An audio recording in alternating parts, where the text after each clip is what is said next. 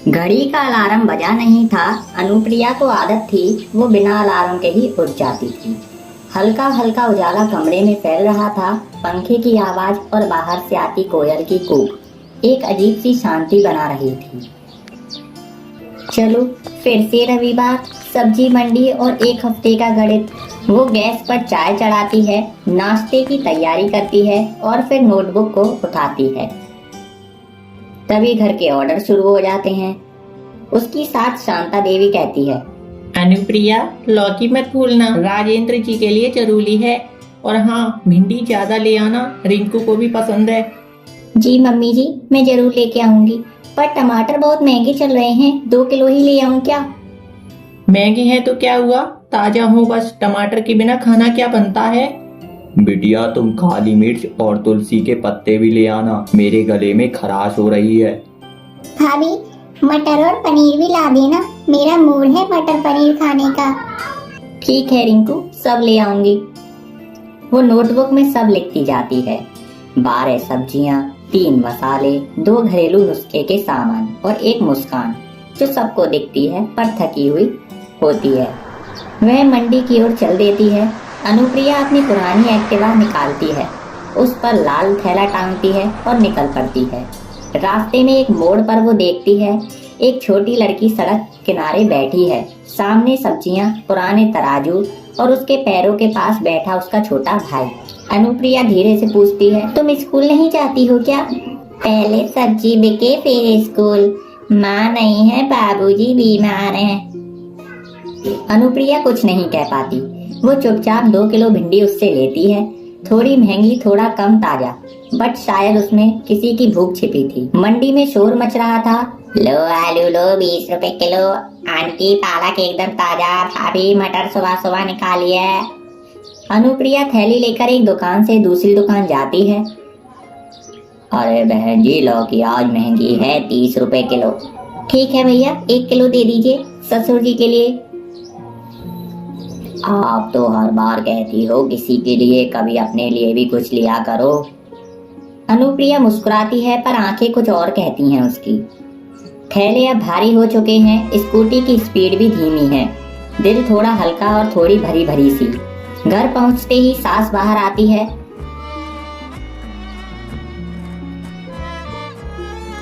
Laki दिखाओ। ओह, ज्यादा पक गई है ये तो। अरे भाभी, मटर तो कम है, मैं बोली थी ना मटर पनीर बनाना है। तुलसी के पत्ते नहीं दिखे बिटिया, गला खराब है मेरा। अनुप्रिया थकी मुस्कान के साथ सब सुनती है। माफ कीजिए, मंडी में बहुत भीड़ थी। और वो किचन में चली जाती है।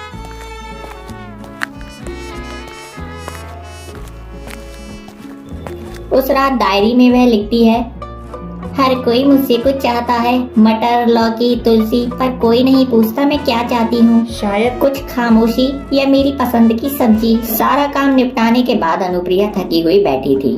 घर में सब अपने अपने कमरों में थे। गैस पर उबले हुए आलू रखे थे। वो जानती थी आलू सबसे आसान सब्जी है, सबको पसंद भी, और कभी कोई शिकायत भी नहीं करता। काश मैं भी आलू होती, सबकी थाली में शामिल होती, किसी को पहली पसंद नहीं पर सबके लिए जरूरी जरूर होती।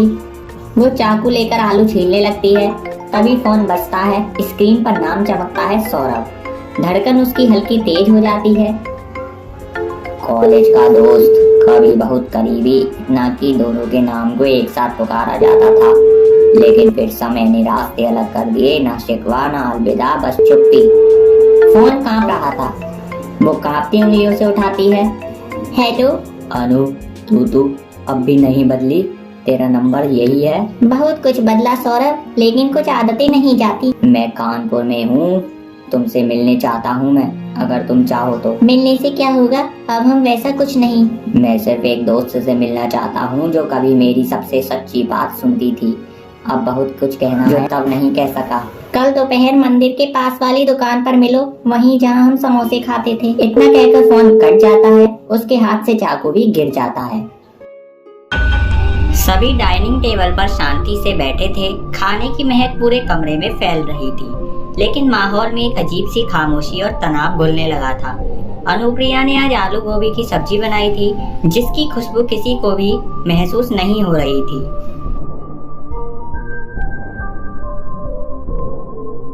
हाँ चलो, आज सब्जी थोड़ी ठीक बनी है बहू, लेकिन हाँ बस थोड़ा इसमें नमक ज्यादा है, लेकिन कोई बात नहीं, ठीक है। इतने में उसके ससुर भी बोल पड़ते हैं। हाँ हाँ, पराठे जरा सख्त हैं, अगली बार थोड़े नरम बनाना बहू। भाभी, आप इंस्टाग्राम चलाती हो, सौरभ नाम का कोई लड़का आपको फॉलो कर रहा है। अनुप्रिया का दिल इस बात को सुनकर धक धक करने लगा। उसका चेहरा बाहर से बिल्कुल शांत था, जैसे कुछ हुआ ही ना हो, लेकिन अंदर ही अंदर एक तूफान उठ खड़ा हुआ था।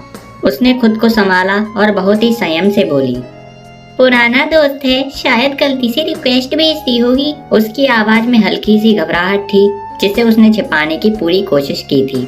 शांति देवी ने अपनी भौहें थोड़ी सिकोड़ी और शक की नजर से अनुप्रिया की ओर देखा। उन्होंने धीरे से कहा, बेटा सावधानी जरूरी है, आजकल शादीशुदा औरत को कौन कौन लोग खोजते रहते हैं पता नहीं। उनकी आवाज में एक गंभीर चेतावनी थी जो अनुप्रिया को छुप गई। राजेंद्र जी ने भी अपनी नजरें अनुप्रिया पर गड़ा दी। हाँ अनुप्रिया, मम्मी जी ठीक कह रही हैं तुम्हारी, आजकल लोग कुछ भी करते हैं। उनके लहजे में चिंता साफ झलक रही थी। लेकिन भाभी, वो तो फोटो भी लाइक कर रहा है आपकी पुरानी शादी से पहले वाली। उसके शब्दों ने माहौल को और भी तनावपूर्ण बना दिया। अनुप्रिया के माथे पे हल्की शिकन सी आ गई थी। उसने एक लंबी सांस ली और धीरे से मुस्कुराते हुए बोली, आप ठीक कह रही हैं। उसकी मुस्कान में एक अजीब सी बेबसी और स्वीकृति थी। वह जानती थी कि यह बात इतनी आसानी से नहीं छूटेगी। शांति देवी ने अपनी थाली एक तरफ सरकाते हुए कहा, गलती से रिक्वेस्ट भेज दी और सालों बाद तुम्हारी पुरानी तस्वीरें लाइक कर रहा है, यह बात मुझे कुछ हजम नहीं हो रही है अनुप्रिया। उनकी आवाज में अब सीधी सीधी नाराजगी थी। अनुप्रिया ने कहा, मम्मी जी शादी से पहले कॉलेज में साथ पढ़ते थे, बस इतनी सी बात है, पता नहीं क्यों उसने अचानक फॉलो किया। उसकी आवाज में अब थोड़ी झुंझलाहट थी, पर वह खुद को शांत दिखाने की कोशिश कर रही थी। राजेंद्र जी ने धीरे से कहा, तुम्हें उसे ब्लॉक कर देना चाहिए अनुप्रिया, बेवजह की चीजें घर में ठीक नहीं है।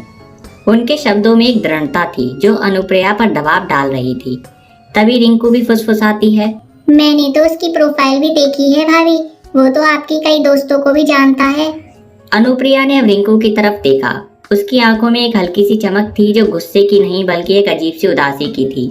रिंकू बेटी, तुम्हारी अपनी पढ़ाई लिखाई है ना, उस पर ध्यान दो, इन सब बातों में तुम्हें क्या मिलता है। इतना कहकर शांति देवी ने इस बात को संभाल लिया था। रिंकू गलत कहाँ कह रही है, आजकल के बच्चे सब जानते हैं, तुम ही हो जो सब छिपाती हो। अनुप्रिया ने अपनी नजरें नीचे कर ली। उसे लग रहा था कि जैसे वह एक पिंजरे में फंस गई हो। मैंने कुछ छिपाया नहीं है मम्मी जी, जो है मैंने बता दिया। राजेंद्र जी ने गहरी सांस ली। देखो अनुप्रिया, घर में शांति बनी रहे यही सबसे जरूरी है। ऐसे किसी अनजान व्यक्ति से क्या बात करना या उसे सोशल मीडिया पर रखना, वो अनजान नहीं है। अनुप्रिया अचानक थोड़ी तेज आवाज में अब बोलती है, मतलब वो कॉलेज का दोस्त है।